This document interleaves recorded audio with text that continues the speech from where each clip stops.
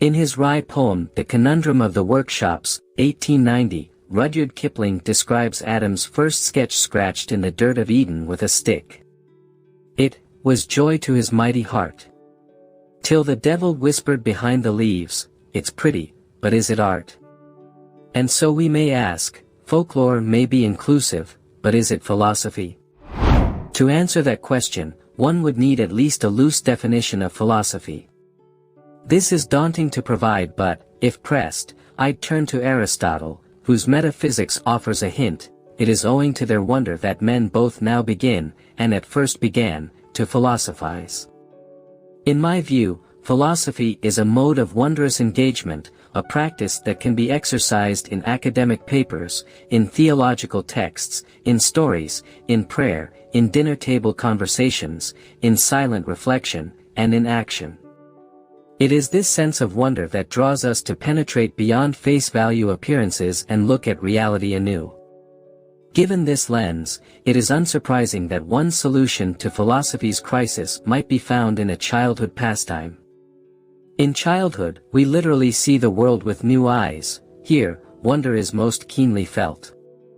We've all heard a child ask, "Why?" and realized not only that we don't know the answer, but that we'd forgotten how miraculously puzzling the question was to begin with. Wonder and folktales are likewise linked. Wundermärchen, the original German word for fairy tale, literally translates to wonder tale. Perhaps this is why children love folktales.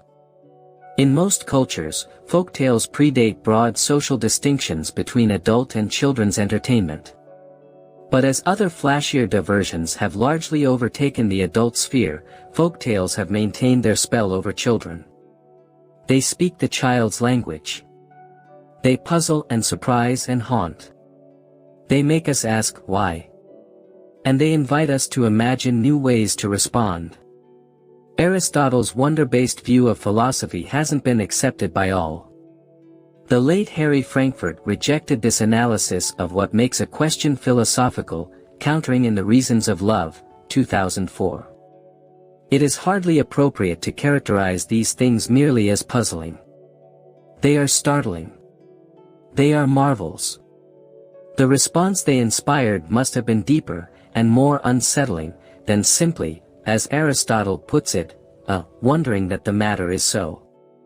It must have been resonant with feelings of mystery, of the uncanny, of awe. But wonder, fear and awe are old friends. Like any Catholic schoolchild, I learned that fear of God was just another name for wonder and awe. It seems that folklore and philosophy meet at this intersection, where wonder and fear converge into something both unsettling and marvelous. The folklorist Maria Tatar writes that, in the world of the folktale, anything can happen, and what happens is often so startling, that it often produces a jolt. Folklore and philosophy are both in the business of startling us. Philosophy demands that we confront humanity's deepest anxieties and longings. Whether we disguise them with phiz and sighs, it is deeply concerned with our shudders and sighs. And folklore, with its forests and phantoms, is perhaps the largest-scale historical inventory of these fears. The folklorist Riet Heime goes as far as to argue it is human fear that induced the emergence and formation of folkloric phenomena. Folklore is an imaginative attempt to make sense of the inexplicable. By tuning into what frightens us, we learn who we are. And if we want to find out what frightens us, the Black Forest is the first place we should look. Philosophy and folklore both elicit this sense of wondrous fear, startling awe. They also share a dual aim, well articulated by Bruno Bettelheim in The Uses of Enchantment, 1976. For him, the purpose of folklore is to help us live not just moment to moment, but in true consciousness of our existence. Here, as in philosophy, there is the search for the truth, which is to meaningfully attend to the structures of reality we so often take for granted, to perceive the world as more than mere scenery. Second, there is the aim of a life well lived, the desire that our intellectual inquiry serve our lived experience, that we live and breathe our philosophy as well as contemplate it. The most obvious philosophical application of folklore is to ethics. Most of us are familiar with the parting moral lesson found at the end of familiar childhood tales. Warner argues that one of the most valuable aspects of the medium is its centering of marginalized voices in moral debates.